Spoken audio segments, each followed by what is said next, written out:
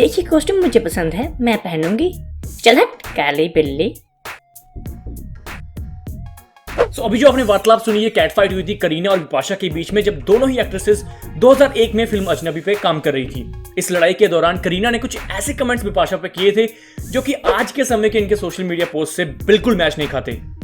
तो नमस्कार और सत श्री अकाल दोस्तों, मैं हूं आपका होस्ट और दोस्त सचिन ददीची। और जैसा कि मैंने आपसे वादा किया था कि मैं बॉलीवुड हिपोक्रेसी के और भी पार्ट्स लेकर आऊंगा, जिसमें हम हिपोक्रेसी के बलून्स फोड़ेंगे बड़े बड़े बॉलीवुड स्टार्स के। तो स्वागत है आपका फैक्ट फॉक्स की एक और नई वीडियो में। ओ दुनिया वाले कितने जालिम हैं तेरी दुनिया वाले। रिसेंटली अमेरिका में जॉर्ज फ्लॉयड नाम का एक व्यक्ति पुलिस के हाथों मारा जाता है और पूरी दुनिया में इसी इंसिडेंट को लेकर प्रोटेस्ट चलते हैं और लोगों का साफ और सीधे अक्षरों में कहना था कि ब्लैक लाइव्स मैटर। और जैसा कि हम सब जानते हैं कि बॉलीवुड के बड़े बड़े सो कॉल्ड स्टार्स के पास खुद का कुछ है नहीं, all they do is copy from the west, चाहे वो मूवी कॉन्सेप्ट्स हो या फिर कॉस्ट्यूम ही क्यों ना हो। तो ऐसे में करीना आंटी का इंस्टाग्राम पे एक पोस्ट आता है and in their she was raising her voice against discrimination happening in US. तो आप सब सोच रहे होंगे कि इसमें बुराई क्या है। जी हाँ, बुराई तो कुछ नहीं है, लेकिन यहाँ गड़बड़ कुछ और है। 2001 में करीना और बिपाशा के बीच में कुछ कॉस्ट्यूम को लेकर तू मैं हुई थी, जिसके दौरान करीना ने बिपाशा को काली बिल्ली कहकर गाली दी थी। सेम कपूर फैमिली की करीना कपूर अगर किसी वेस्टर्न कंट्री में ऐसी रेशियल टिप्पणी करती तो उनको कम से कम 5 साल जेल में गुजारने पड़ते। लेकिन ये ठहरी बॉलीवुड की स्टार, तो इनको सब माफ है, चाहे ये आउटसाइडर को इंडस्ट्री में आने ना दे या फिर आउटसाइडर को मार ही क्यों ना दे, इनको सब माफ है। तो अब करीना आंटी से जाकर कोई ये पूछे कि इंस्टाग्राम पोस्ट किस लिए थी, just trying to be cool और वो शी ट्राइंग टू फिट इन।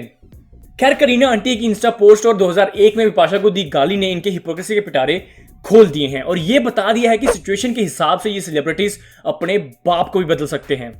और इनके लिए जो चीज मैटर करती है वो ब्लैक लाइव्स नहीं बल्कि पैसा है। तभी तो Kareena was one of the celebrities endorsing fairness products.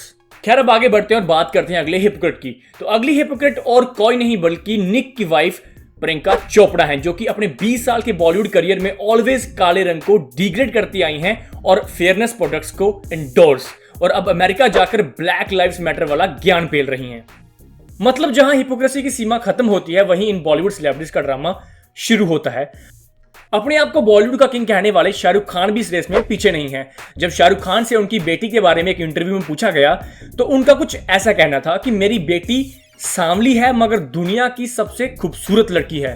चलो ठीक है, हम नहीं कहते कि सांवला रंग बुरा होता है और नो डाउट आपकी लड़की सबसे खूबसूरत भी हो सकती है, लेकिन चंद पैसों के लिए कोई इतना नीचे कैसे गिर सकता है और अपने ही देश के यूथ के दिमाग में कैसे घूम भर सकता है काले रंग के बारे में।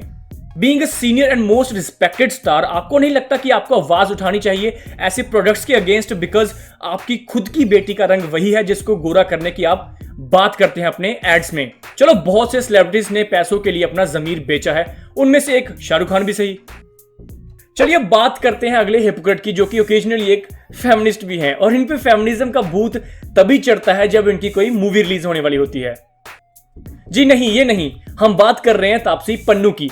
पन्नू ने 2016 की पिंक मूवी में नो मीन्स नो और कंसेंट जैसी चीजों पे काफी जोर डाला, जो कि इंडिया के लिए बहुत जरूरी भी है, और इसके लिए हम तापसी पन्नू का बहुत बहुत आभार जताते हैं। आपको नहीं लगता कि a person should practice what he or she preaches? Yes, of course they should. लेकिन पन्नू जी ने बिल्कुल इसका उलट किया और जुड़वा जैसी वाहियात मूवी में ऐसे सीन्स और कल्चर को प्रमोट किया जो इनकी पिछली मूवी पिंक को बिल्कुल कॉन्ट्राडिक्ट करते थे। आप इस सीन में देख सकते हैं कैसे Varun Dhawan without any consent Pannu को किस करता है और विलिंग के अगेंस्ट टच करता है। तो अब इस दीदी से जाकर कोई ये पूछे कि कंसेंट जैसे इशू को क्या आप सिर्फ पैसा कमाने के लिए यूज कर रहे थे, और अगर नहीं तो फिर आप ऐसे बेकार किस्म के सीन्स को कैसे प्रमोट कर सकते हैं जहां एक लड़का बिना पूछे लड़की को टच और किस करता है। It's a clear case of sexual harassment. So इसलिए बॉलीवुड को शर्म पे माथा मारना चाहिए and they should not be promoting rape culture in the name of humour. खैर, पन्नू दीदी ने तो अपना काम किया और चलती बनी। तो चलिए हम भी चलते बनते हैं अपने अगले हिपोक्रेट की तरफ। तो आप सब लोगों को पता होगा कि मोदी सरकार के आने के बाद देशभक्ति की एक लहर से उठ पड़ी थी। लोगों में अपने देश को लेकर प्यार की भावनाएं जाग गई थी। बस फिर बॉलीवुड के घटिया सेलिब्रिटीज कहां पीछे रहने वाले थे, और इन्हीं में से एक अक्षय कुमार। जिसने सिचुएशन का बखूबी फायदा उठाकर देशभक्ति वाले सागर में डुबकी लगाई और एक के बाद एक देशभक्ति वाली मूवीज निकाली। अगेन इसमें कोई बुरी बात नहीं है, लेकिन जब रिसेंट इलेक्शंस में अक्षय से वोटिंग के बारे में पूछा गया तो इस खतरों के खिलाड़ी के पास कोई जवाब नहीं था। जवाब इसलिए नहीं था क्योंकि हमारे अक्की भाई इंडियन ही नहीं है। He has been holding Canadian passport since 2011। एक इंसान की देशभक्ति उसकी फिल्मों से नहीं पता चलती, बल्कि पासपोर्ट ही उसका असली पहचान पत्र होता है। लेकिन ये बात अक्की भाई नहीं समझेंगे, क्योंकि इनके लिए मैटर करती है बस एक ही चीज, और वो है माया। माया आती रहेगी तो देशभक्ति वाली फिल्में बनती रहेंगी। बस ऐसे ही मौके पे चौका मारने वाली एक और ब्रिटिश एक्ट्रेस हैं जिनके पिताजी के दोस्त मुंबई अटैक्स के मास्टरमाइंड डेविड हेडली हैं। जी हाँ, हम बात कर रहे हैं आलिया भट्ट की। आलिया भट्ट ने राजी में बहुत ही उम्दा एक्टिंग और देशभक्ति दिखाई और पाकिस्तान जाकर रो की काफी मदद की। लेकिन आपको ये जानकर बहुत दुख होगा कि आलिया भट्ट भी अक्षय की तरह इंडिया को छोड़कर ब्रिटिश पासपोर्ट होल्डर है। एंड में वही बात आती है कि ये काम इंडिया में करते हैं, पैसा इंडिया से कमाते हैं और इंडिया की ही ऑडियंस इनकी मूवीज देखती है, और बदले में ये लोग इंडिया के पासपोर्ट को अहमियत ना देकर बाहर के देशों की सिटीजनशिप के लिए मरते हैं। तो ये कैसी देशभक्ति हुई? तो इसलिए मैं अपनी प्रीवियस वीडियोस में भी यही कहता आया हूं कि अगर आपको आइडल्स बनाने हैं तो सोच समझकर बनाएं। ऐसे ब्लाइंडली इन नकम्मों को कृपया करके ना फॉलो करें। और हाँ, आखिर में जाते जाते हम हिपोक्रेट ऑफ द ईयर का अवार्ड इंट्रोड्यूस करना चाहते हैं, और इस साल की विनर हैं नेहा धूपिया आंटी, जिन्होंने हिपोक्रेसी की सारी हदें पार कर दी इस साल। सो आप सबसे विनती है कि कमेंट्स में तालियों से सम्मान किया जाए नेहा धूपिया जी का। तो आज की वीडियो यहीं खत्म करते हैं और उम्मीद करते हैं कि आपको वीडियो पसंद आई होगी और इसको आप अपने फ्रेंड्स के साथ जरूर शेयर करेंगे। अब मिलते हैं आपसे अगली वीडियो में। नमस्कार, जय हिंद। ओ दुनिया वाले कितने जालिम हैं तेरी